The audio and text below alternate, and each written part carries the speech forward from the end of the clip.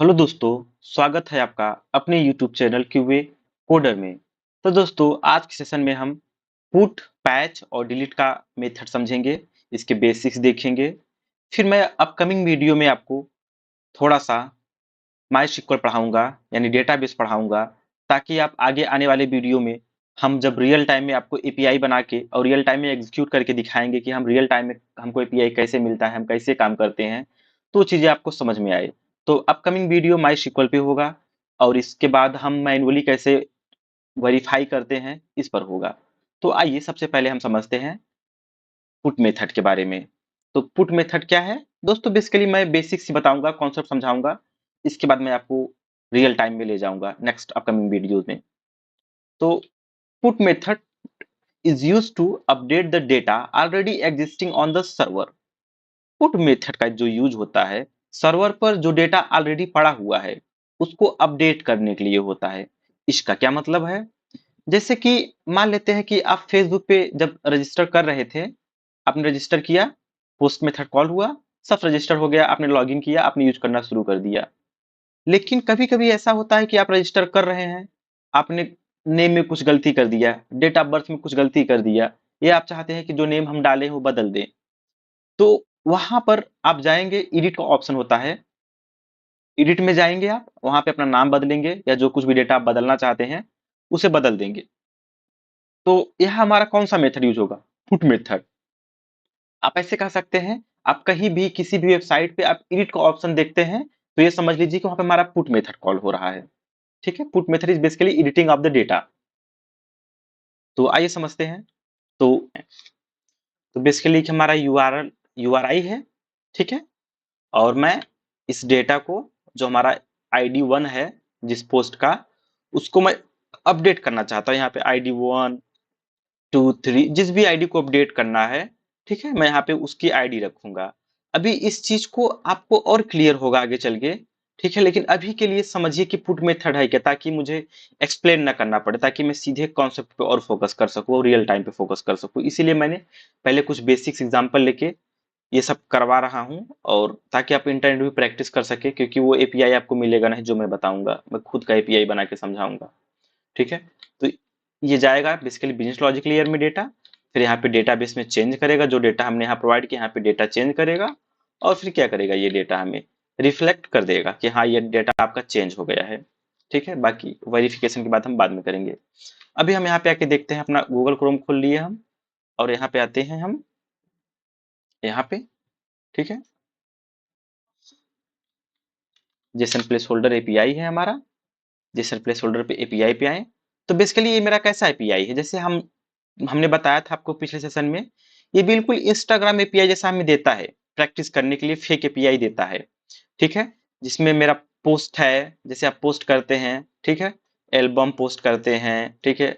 आप reels post करते हैं, यूजर जाएगा, यूजर क्रिएट करेगा उसके लिए है, और जो पोस्ट है उस पे कमेंट भी होता है, ठीक है? इस तरीके के सोशल मीडिया वेबसाइट में आपको बना के भी दिखाऊंगा एक, और डिफरेंट डिफरेंट तरीके का वेबसाइट मैं बना के दिखाऊंगा, उस पे एपीआई का प्रैक्टिस करवाऊंगा, ताकि आपको डोमेन नॉलेज भी हो, क्योंकि जब भी आप इस फील्ड में हैं तो आपको डोमेन नॉलेज बेहतर होना चाहिए चीज़ों का, ठीक है? अब मैं आता हूँ, मैंने कहा ये केवल अभी पोस्ट के लिए है, तो पोस्ट का यूआरएल क्या दिया है, ये पुट का, ये पोस्ट 1, ठीक है?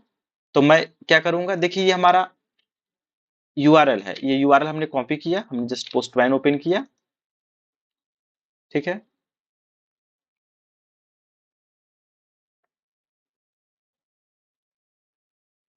मैंने मैं यहाँ पे आया,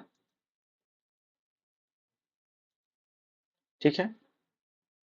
यहाँ पे आया मैं, और फिर यहाँ से ऐड रिक्वेस्ट किया। अब यहाँ पे पुट रिक्वेस्ट मेथड, ठीक है? अब मैंने इसको पेस्ट किया, लेकिन इसने क्या कहा है कि ये जो इसका ये होगा, ये 1 में है, अब आप इसके आगे पुट कर दीजिए, ठीक है? यानी कि पूरा ये रहेगा। अच्छा, आप यहाँ पे 1, 2, 3, जैसे मैंने सपोज करिए गेट मेथड कॉल कर रहा हूँ, तो पहले पोस्ट पे क्या है, जिसकी आईडी 1 है, ये है, ठीक है? ये देखिए यूजर आईडी 1, टाइटल इतना इतना।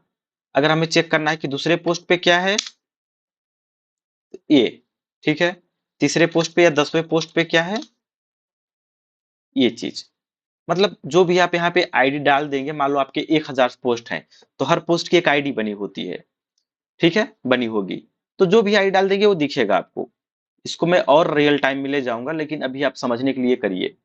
तो मैं क्या करूंगा, अब यहाँ से मुझे चूंकि इसको अपडेट करना है, तो मैं यहाँ पे आऊंगा, पुट पे आऊंगा, ठीक है। पुट के बाद मैं क्या चूज करूंगा, बॉडी चूज करूंगा। मैं यहाँ से रा लूंगा, रा में जेसन चूज करूंगा, यहाँ से चूज ऑलरेडी चूज है ये, ठीक है। अब हम यहाँ पे आते हैं। अब चूंकि पोस्ट की हमें को चाहिए, तो हम एक बेसिक बॉडीज की ले लेते हैं। कंट्रोल सी करते हैं, यहाँ पे कंट्रोल भी करते हैं, ठीक है। क्योंकि हमें बॉडी तो चाहिए, तो बॉडी हमें यहीं से मिलेगा, क्योंकि हमें एग्जैक्ट बॉडी में डेटा भेजना है, सेम फॉर्मेट में। हमने कहा इसे हम दोनों हटा देते हैं, अभी इसका कोई काम नहीं, तो ऑटो जनरेटेड होता है, ठीक है। अब मैं यहाँ पे कुछ लिख देता हूँ, ठीक है, जैसे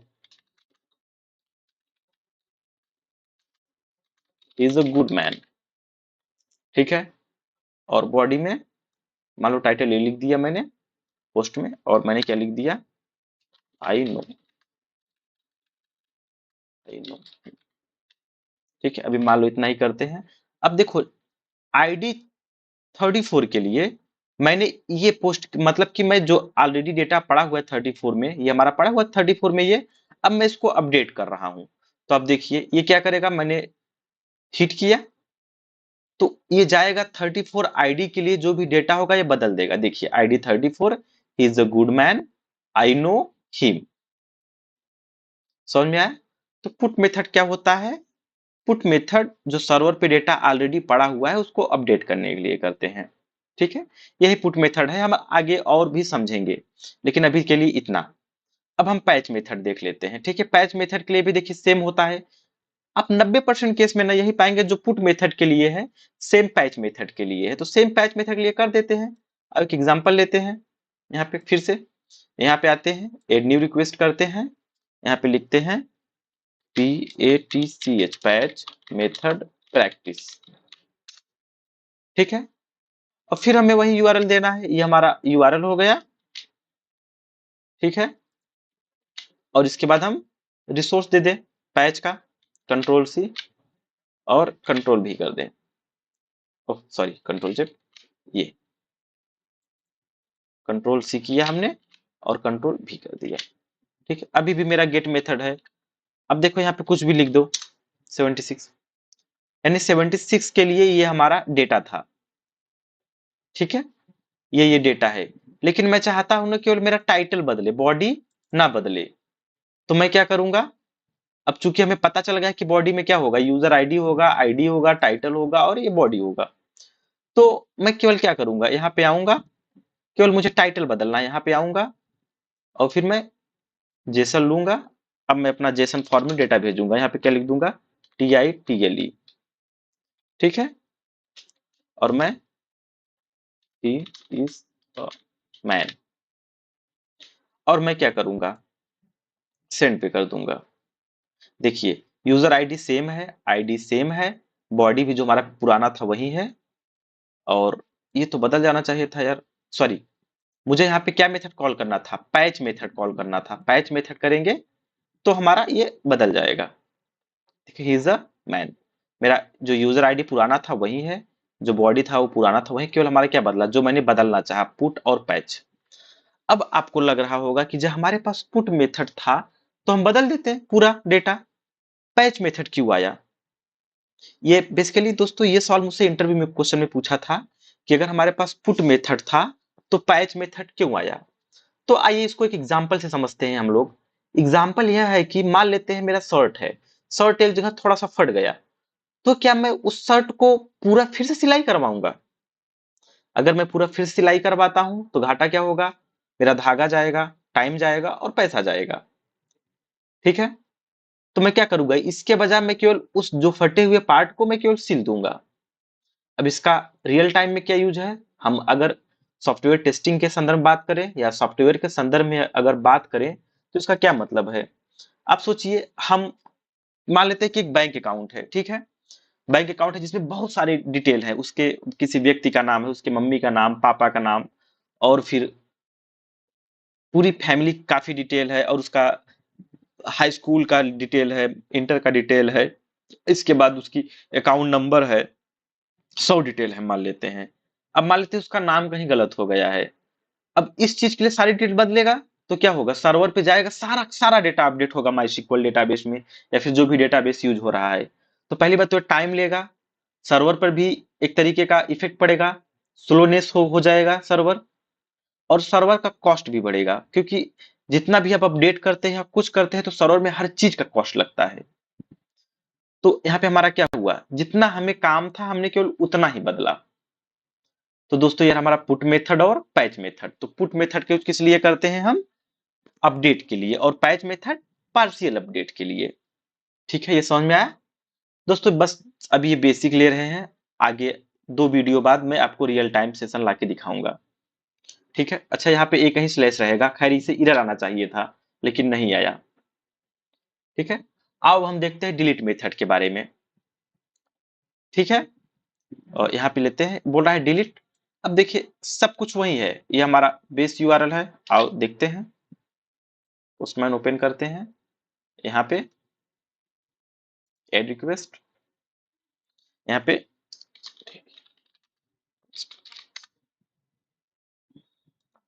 ये लेते हैं, और फिर मैं यहाँ पे पोस्ट डिलीट कर लेता हूँ। अब देखिए पोस्ट, और यहाँ पे हमें एक ही रखना है स्लैश। अब देखिए ये, अब हम यहाँ से क्या चूज कर लेंगे, मान लो हमको पहला पोस्ट डिलीट करना है जिसकी आईडी 1 है। ठीक है, तो हम सेंड पे क्लिक कर देंगे, ये देखिए 200 होके यानी हमारा डिलीट हो गया, और बॉडी में क्या है, कुछ नहीं, यानी कि जितने भी डेटा थे सब क्या हो गए, डिलीट हो गए। ठीक है दोस्तों, समझ में आया? तो रिस्पॉन्स, आपको रिस्पॉन्स स्टेटस यानी कि स्टेटस कोड और ये टाइम हर जगह चेक करना है, और कितना डेटा जा रहा है। ठीक है, तो ये रहा हमारा पुट पैच और डिलीट मेथड।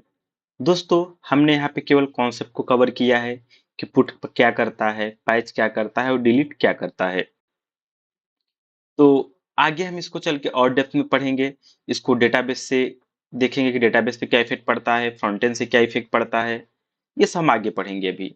खैर अभी इसके बहुत क्लासेस होने वाले हैं, तो ये बेसिक्स था। तो आओ आगे देखते हैं। अब यहाँ पे हम आते हैं, तो पुट मेथड आपको समझ में आया, ये हमारा पैच मेथड है जो कि पार्शियल अपडेट के लिए होता है। ठीक है, process is same. Delete method है, ठीक है, डिलीट मेथड प्रोसेस सेम है, जो भी डेटा सर्वर पे पड़ा हुआ है वो डिलीट कर देगा। प्रोसेस सेम है, आप यहाँ पे यूआरएल भेजेंगे, उसकी आईडी भेजेंगे, कौन सी आईडी हमें डिलीट करनी है, इसके बाद वो जाके डिलीट कर देगा, फिर हमें रिस्पॉन्स कोड दे देगा कि डिलीट का जो भी स्टेटस कोड होना चाहिए। ठीक है, अब हम आते हैं, ये थोड़ा समझ लेते हैं क्रॉड ऑपरेशन। ठीक है, ये अभी जो get put patch post delete आप जो पढ़े हैं, ठीक है, ये बेसिकली था। ठीक है, जिसका मतलब क्रड मतलब CRUD, क्रिएट रीड अपडेट और डिलीट। सभी गेट में क्या होगा, पोस्ट में क्या होगा, पैच में क्या होगा। ठीक है, आप इसको थोड़ा सा पढ़ लेना, हम आगे बढ़ते हैं। अब हम समझते हैं कर्ल क्या है। कर्ल का मतलब होता है कमांड लाइन टूल। ठीक है, आप एक एग्जांपल समझिए कि जब भी आप कभी ना, ठीक है, हम जिसमें इंपोर्टिंग देखेंगे एक्सपोर्टिंग देखेंगे, आप सोचिए जब कभी भी एक मतलब बनता है एपीआई, तो उसमें ऐसा नहीं कि एक दो डेटा, अभी तो हम प्रैक्टिस के लिए एक दो तीन देख रहे हैं ना, 100 100 300 400 उसमें बॉडी में की वैल्यू पेयर होंगे, बहुत नेस्टेड जेसन होता है रियल टाइम में। तो उसको हमें, मान लो हमारे पास एक में 100 डेटा है, ठीक है, और एक भी डेटा गलती हो गया तो हमारा पोस्ट वर्क नहीं करेगा। ठीक है, तो उसके लिए कर्ल यूज होता है।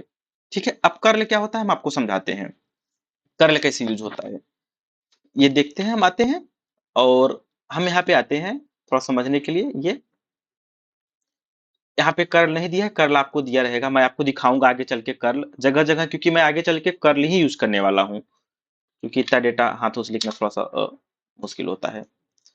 तो हम आते हैं ये यहाँ पे, अब देखिए, रहने दीजिए, ये देख गेट बुकिंग है।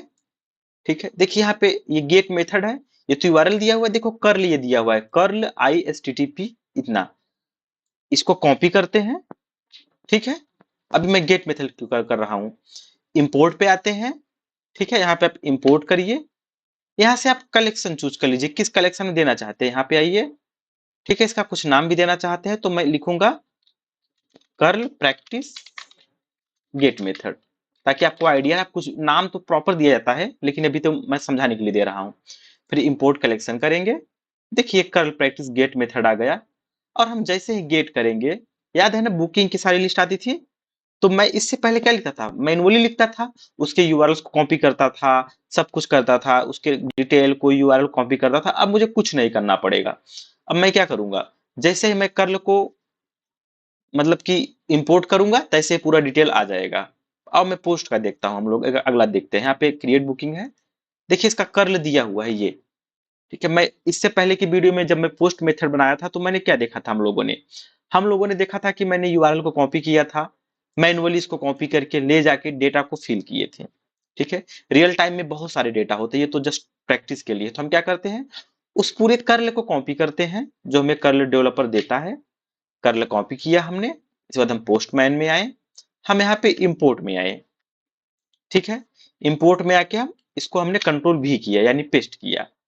हम यहाँ से दे देते हैं नाम, कुछ भी दे देते हैं आप, पोस्ट, या आप लिख लीजिए ना create booking, create booking via curl, ताकि आपको आइडिया रहे, क्योंकि क्रिएट बुकिंग नाम से बन चुका है ऑलरेडी यहाँ पे, तो हमें पता चलना चाहिए कि हाँ कर्ल द्वारा ये बना है। और यहाँ से हमें किस कलेक्शन में रखना है, हम कलेक्शन चूज कर लेंगे, इंपोर्ट कर देंगे। अब देखिए आ गया ये कर्ल। अब क्या करिए, देखिए सब कुछ इसमें बना होगा, ये वाला है यहाँ पे, सॉरी ये पोस्ट, ये आया, पोस्ट वाला आया है। ठीक है, मैं यहाँ बॉडी में आऊंगा, देखो ये सब जो बॉडी हम मैनुअली इंट्रो कर रहे थे सब ऑलरेडी, हमें क्या करना है, केवल नेम बदलना है। हम बोल दें कि हमें कुछ भी, हम रमेश कर देते हैं। ठीक है, रमेश ब्राउनी, यहाँ पे मान लो हमें क्या रख देना है, ठीक है रमेश ब्राउनी कर देते हैं, कोई ना। ये अब देखो, अब मैं यहाँ पे सीधा पोस्ट कर सकता हूँ। ठीक है, तो ये था कर्ल, देखिए बुकिंग आईडी हमें मिल गई, ये जो है फर्स्ट नेम लास्ट नेम से हमारा एक बुक हो गया। वही जैसे आपको बताया था टिकट जैसा कुछ बुकिंग एपीआई है ये। तो कर्ल का यूज यही है, जो बहुत सारे डेटा हैं, जो भी कुछ भी है आपको कर्ल डेवलपर देगा, आप क्या करिएगा, इंपोर्ट करा लीजिएगा। लेकिन अब पता है क्या है, आपको इंपोर्ट करना आ गया, अब हम एक्सपोर्ट करना देखते हैं। एक्सपोर्ट करना बोले तो अगर किसी पार्टिकुलर रिक्वेस्ट को उसके बॉडी के साथ हमें किसी फ्रेंड को अगर देना है कर्ल, तो हम कैसे करेंगे। तो यहाँ पे आप ऑप्शन देख रहे हैं, ये यहाँ पे कोड लिखा हुआ है, इस पे क्लिक करेंगे, ये एक्सपेंड हो जाएगा, आप इस पे कॉपी कर लीजिए। अब देखिए ये आप ना व्हाट्सअप या फिर किसी भी तरीके से भेज सकते हैं, बस व्हाट्सअप होगा या फिर टीम्स होगा या फिर ईमेल होगा, आप कैसे भी सेंड कर दीजिए। मान लेते हैं हम व्हाट्सअप से ही सेंड कर देते हैं अपने फ्रेंड को, मान लेते कोई मेरा फ्रेंड है, मैंने उसको सेंड कर दिया। ठीक है, अब वो फ्रेंड यूज करना चाहता है तो वो भी क्या करेगा, इसको कॉपी करेगा। अब हम कहाँ आएगा, इंपोर्ट पे आएगा और यहाँ पे पेस्ट कर देगा कर्ल को। ठीक है, यहाँ पे हम क्या चूज कर लेंगे, किस कलेक्शन में सेव होना करना चाहते हैं, और यहाँ पे नाम दे देंगे, मान ली यहाँ व्हाट्सएप लिख दिए। ठीक है, ताकि पता चले हाँ व्हाट्सएप से इंपोर्ट हुआ है। अब हमने कहा इंपोर्ट टू कलेक्शन। अब आप देखिएगा ये, यहाँ पे ये, तो यहाँ पे देखिए बॉडी में ये सब डेटा ऑटोमेटिक आ गया। पहले मैं क्या करता था, मैनुअल फिल करता था, लाइक कॉपी पेस्ट करके उसको डेटा को बदलता था, अब ये ऑटोमेटिक आ गया। अब थोड़ा बहुत चेंज करके आप टेस्ट करना शुरू करिए और सेंड करिए। ठीक है, बैड रिक्वेस्ट आ रहा है, बैड रिक्वेस्ट क्यों आ रहा है, क्योंकि टोटल प्राइस में नंबर होना चाहिए, हमने एबीसीडी भी दे दिया। हमने कहा था ना बैड रिक्वेस्ट कब आता है, जब आप गलत डेटा फॉर्मेट सेंड करते हैं। तो ये चीज, ये हो गया आपका। अब मान लो यहाँ आपको बदलना है कुछ भी,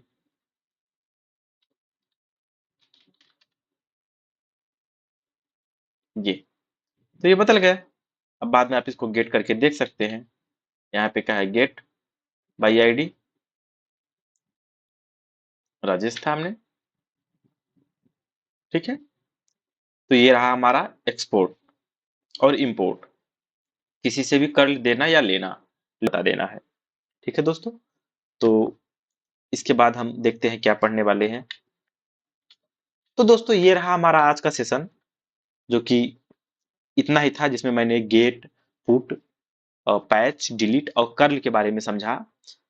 और हमारा कुछ जब भी आप इंटरव्यू देंगे तो कुछ क्वेश्चंस बहुत फेमस हैं जो मैंने अभी तक पढ़ाया है।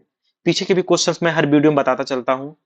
तो आपको 3 क्वेश्चन का आंसर देना है कमेंट सेक्शन में कि गेट मेथड ज्यादा सिक्योर है कि पोस्ट मेथड, पुट और पैच में क्या डिफरेंस है, पुट पैच और पोस्ट में क्या डिफरेंस है। दोस्तों, इस क्वेश्चन का रिप्लाई आप जरूर दीजिए ताकि आपको याद रह जाए, क्योंकि आपको डेफिनेटली इंटरव्यू में पूछा ही जाएगा जब भी आप इंटरव्यू देंगे।